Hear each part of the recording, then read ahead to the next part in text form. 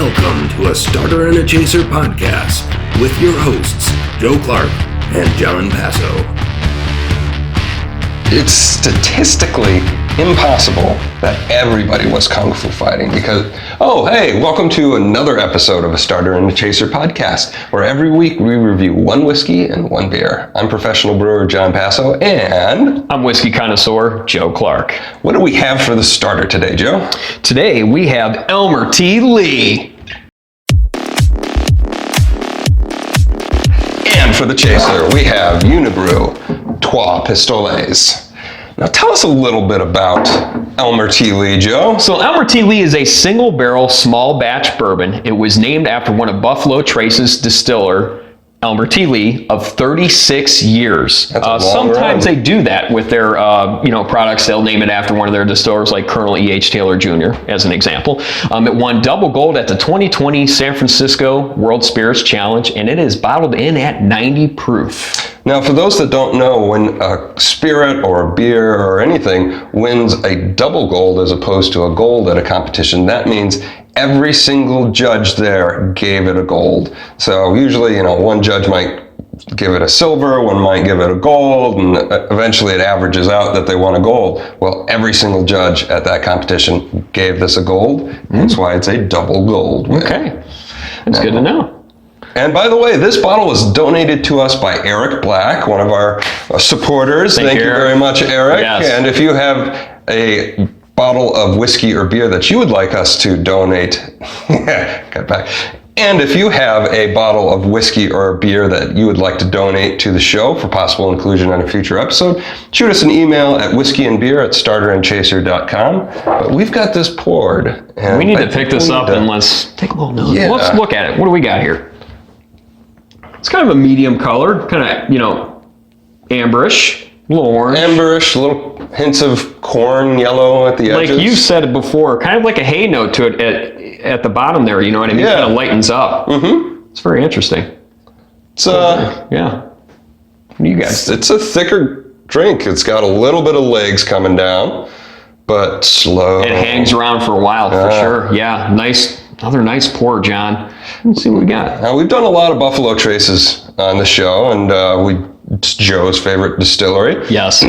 So I'm curious to see what he gets on the nose on this. Ooh.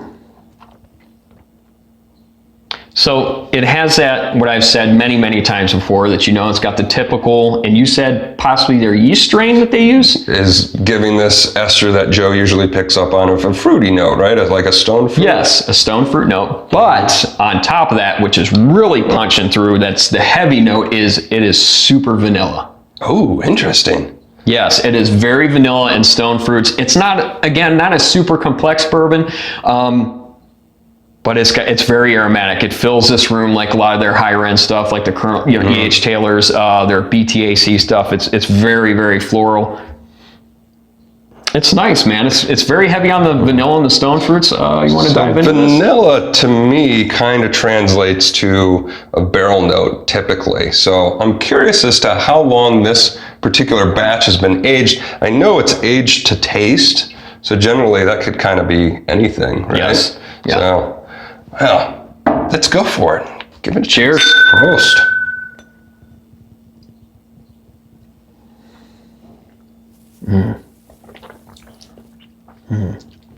Ooh, kind of a... So in the beginning, from your nose to a palate, this one doesn't quite follow through. Okay. Sometimes when you get a nose on a whiskey, it's not the same as a palate. It's kind of like a trickster. You know what I mean? What are you getting on that? Well, can't comment on the nose part of it, but on the palate, the first sip is kind of like all over the place. Yeah. I get a lot of rye spice up front real quick. Okay. A little bit of heat. Yeah. Some of that fruity ester does come through, and way off in the finish is the barrel. But that's just the first sip. We should go in for the second sip. I'm glad you said that. I agree with the rye thing, because it was like, oh, rye spice. I was shocked at that. Yeah, right. I'd like to know the mash bill of that, to be honest with you. That's interesting. Hey, Buffalo Trace, shoot us an email. Let us know what's in this. Let's do it.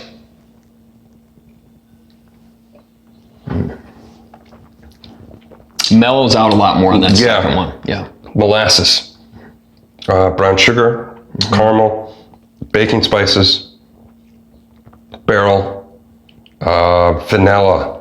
Oh, lots of vanilla mixing with caramel on the finish. Yeah. The barrel isn't really heavy on this one. It's just kind of hanging out in the background, just kind of like, hey, I'm here, but I'm not real heavy on this. He's the emo kid at the party. The fruity side of it is really quiet on the palate also. I don't get a lot of the fruits on it. It's just very subtle. But the caramel and vanilla on this one, especially I would say the vanilla, really punched through on the palate.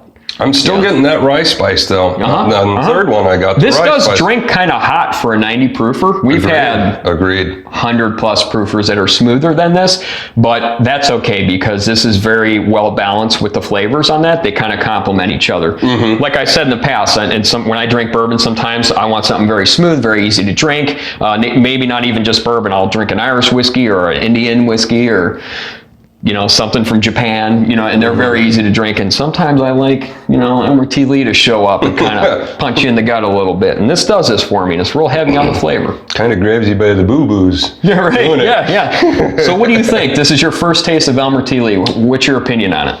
I think it's very well balanced, but you know what? I want to kind of mull this over as we continue with the show and leave that for the final thoughts because I think I need to really kind of take this one in because at first I'm like, whoa, Then I'm like, oh, And then I'm like, So it's interesting progression on this one. I don't think I've been that conflicted. I have a couple questions for you at the end of the show that I'm going to ask you and see what you think. All right, cool. Yeah. Well, thank you again for donating the bottle, Eric Black. We appreciate it. Thank you. You know I love you, man. And we shall be back with Trois Pistoles from Unibroue. Chaser. And we are back with The Chaser from Unibroue Brewing Company in Chambly, Quebec, Canada. Trois Pistoles. Now this bottle was donated to us by one of our viewers, Eric Shimlewski, who happens to be my best friend from high school. And he was like, Joe has got to try a Belgian. So this is Joe's first Belgian beer. Now, Unibroue was founded in 1933. They focus on Belgian-style ales. So it's a Canadian brewery doing Belgian beers, which is pretty cool. Now, Trois Pistoles is... What's up, buddy? Our mascot, Amos, wants some beer. He's walking around. All of Unibroue's beers are actually bottle conditioned, so they're suited for aging. This one they recommend 3 to 5 years for aging. I have a question for you. Now that you said that, what do you mean bottle conditioned? So bottle conditioned, good question, means that after brewing, they put it directly into the bottle and dose it with a little bit more yeast and just a little bit of sugar. And what that does, when they put the cap on, is the sugar re-ferments and naturally carbonates the beer. But that yeast is on the bottom of the bottle, and that helps to age the beer a little bit more. Cool. Yeah, so that is bottle conditioned and bottle conditioned aging. Now, Trois Pistoles in particular is a Belgian strong dark ale. It's 9% ABV and 15.5 IBUs, so not at all super hoppy. It's the opposite end. It's very light on the hops. So we're still working on Thank you. Joe's hop palate. Hey, it's a double Eric episode. Yes, it is. Eric versus Eric. The two Erics. Who shall survive? Finish him. So this one... Catch.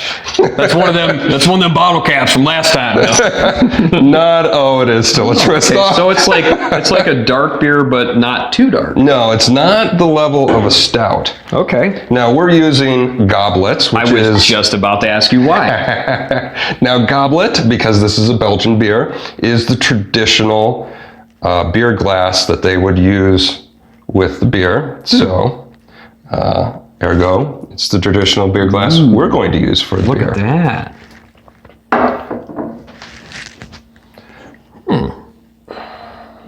Typically, your Belgians are going to be higher carbonated. Kind of like a brown beer. Yeah. Yeah, definitely brown. So they're higher carbonate. I noticed the bubbles are really big in this one. Okay. That's typical for that kind of style to have that. Yes, larger bubbles, higher carbonations, more effervescent, but also these glasses are micro-etched on the bottom of it, so it provides nucleation points for the CO2 to come out. Oh, no kidding. Okay. Very specialty I have to glasses. get some of these then. Absolutely. Especially if I like it, I'll have to get some. We'll find out doesn't here in a like second, it? guys. All right. What are you picking up here? I'm curious. This is a tough one for me. I'm trying to figure this one out. You saying low hops, but I do get some of that on the nose. Maybe because I'm getting more used to smelling the beers and trying to figure these out as time goes on. And I'm picking that up. Not heavy, very faint hint of it. Picking up the aromatic hops, probably. It's got, I don't want to say this in the wrong way, but kind of got a little bit of the a macro beer kind of smell to it. And I don't know how to translate that to you. Interesting. Like a grainy, weedy smell is what I'm getting. Okay. Kind of, something like that, grassy, grainy, weedy. Yeah, that's all I get from it really on the nose. So let's dive in, John. Yeah, Prost. My first time here.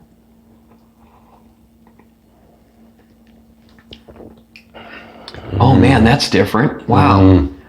Whoa. I like Belgians. I have to hit it again. Yeah.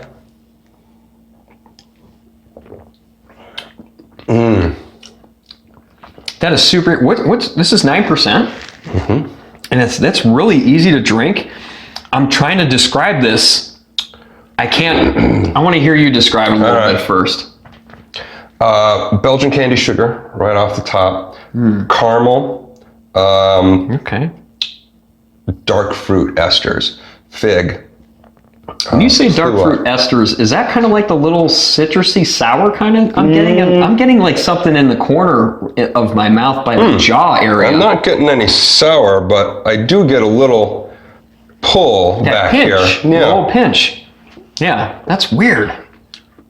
I think they do put spices in here. I am tasting a little bit of spice. Yeah, ale brewed with spices. So I'm tasting a little bit of like an anise note, a little bit of peppercorn as well. Okay. I'm curious what spices they use. When you say they put spices, like if you were cooking something and putting spices in it, they're putting spices. They're putting spices. That's what I'm getting on this. Yeah. Okay. But I was a little bit of rum.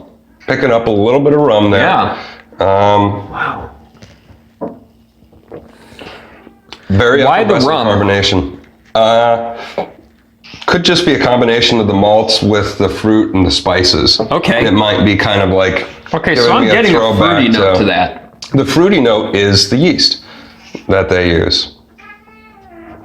Is it like kind of tropical? I'm picking almost like a tropically kind of. I could see kind of like a mango there. Wow. But for me, it's more dominated as a dark fruit. Yeah. Man, this is really different. Wow. I'm also wearing my Unibroue shirt in honor of this. This is... Eric, good call. This is a good call. I'm not going to give my final review on this right now, but very good call, Eric. This is different.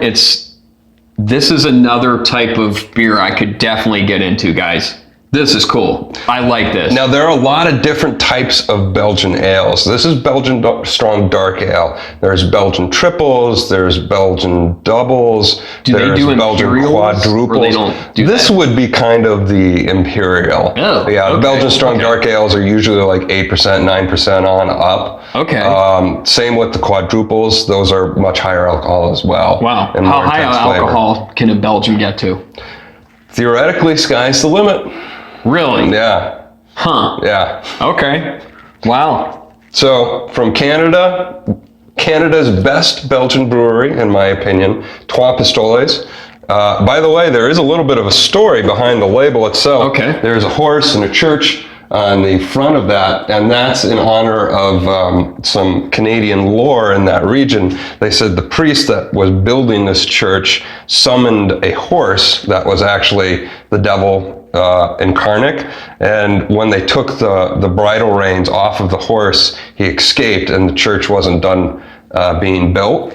And the church to this day is missing a brick in honor of that story because it was unfinished. Oh, that's kind of cool, man. Yeah, so a little history, little Canadian history behind that. And that's a fun thing about drinking too, not just because we're drinking. You know, I like the taste. Yeah, right. I like the taste, and it's fun to drink and everything. But I like the stories behind a lot of these beers and whiskeys and stuff, and that kind of makes it a lot cooler, And when you're sharing with friends and stuff, they have the stories of all this, and it's neat. It's just kind of a geeky thing, but yeah, I like that about it. Cool. So, what do you think about all this, John? Well, going back to Elmer T. Lee, my thoughts on that one, man, I'm having a little struggle with that one still to this. Does it deserve the unicorn praise in your opinion? Is it something that you would be like, I gotta find this, I gotta have it, gotta find it? I would say no. Okay. I think it is a very well-crafted, deep, flavorful, complex whiskey. Mm-hmm. I don't feel like I need to have it in my collection. I'm very grateful that I tried it. Yeah. But the flavors were, while they were well integrated, they were still kind of like spastic. Mm-hmm. And that heat for a 90 proof really kind of knocked the experience down a little bit for me. Okay. That being said, it is a fantastic whiskey. Yeah. You have the opportunity to pick up a bottle, definitely. And if you've had it and agree or disagree, put some comments in the comments below. Let us know. I don't know if you know this or not, but usually retail around this is low 30s. Just 30s, not 40s. So, okay. Yeah. Cool. Low 30s. Yeah. What did you think of that one? What are your final thoughts, Joe? I've had Elmer T. Lee before. I like it. I think it's a great bourbon, especially for the price. If you can find it at retail, I don't like talking about secondary. Secondary, it's not worth it, guys. It's not worth the hunt. It's not worth the chase. But if you get this at retail, which I've been lucky to get it at retail, and obviously people like Eric and stuff, we thank you for this, Eric. This is great, especially for John.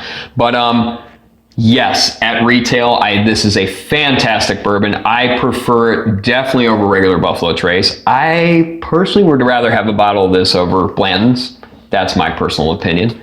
I could possibly sometimes see that. It varies bottle to bottle because it is single berry. It's a single berry. It's single berry. Yeah, single berry. It's only cherry. Starter and a chaser, a single berry. It's a single berry pick. It is a single barrel bourbon, so you do get variation, John. Mm-hmm. One bottle you may not like, another batch you may like.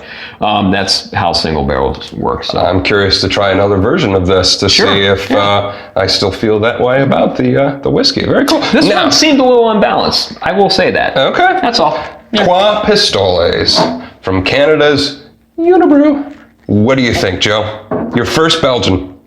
From Canada. For my first Belgian, obviously it's a dark ale, and all the Belgians are not dark ales, correct? Correct. Every different style is different. I dig it. This is really good for my first Belgian experience. I like how it's carbonated in the way that it is, and I like the color of it, just visual. I'm very visual on a lot of my drinks, and I think it's very cool, and I like the brown tint to it and stuff like that, but the flavors on this are really interesting. I like the kind of smoothness to it, but I like the candy with kind of the sour fruits I get for me, and it's very cool. I appreciate this beer. Mm-hmm. Sorry, I'm long-winded on it. Come on, people got things to do here. For me, this is not my first time having it. I mean, hell, I'm wearing a Unibroue shirt. I feel Trois Pistoles for me is actually one of my favorite ones that they do brew. I love the Belgian strong dark ales to begin with. This one, the dark fruits, the rum notes, the mouthfeel, the creaminess, but the depth of flavor. It's a winning brew, man. Seek this out if you've never had it, and if you have had it, seek it out again because it's a good beer. Sure is, man. While you're seeking out, be sure to hit the subscribe button. You can check us out on the audio side, on all of the podcasting networks. And by the way, right down below, the links are there. Hit the bell icon too for notifications for our next episodes. We have a Patreon account if you want to subscribe and help us out, boost our production value, and help us get some cool bottles. We appreciate any donations that you guys put forth. Thank you, Eric Chmielewski, for the beer. Thank you, Eric Black, for the whiskey. Love you guys. And that's a starter and a chaser podcast. Now, Kung Fu fighting. Not everybody knows Kung Fu. Maybe somebody knows like All Lies. Drunken Squirrel. All Lies. No, All Lies? You think everybody was Kung Fu fighting? If you have drinks like this and you're sipping on these all day, we're all Kung Fu fighting, guys. See you next time.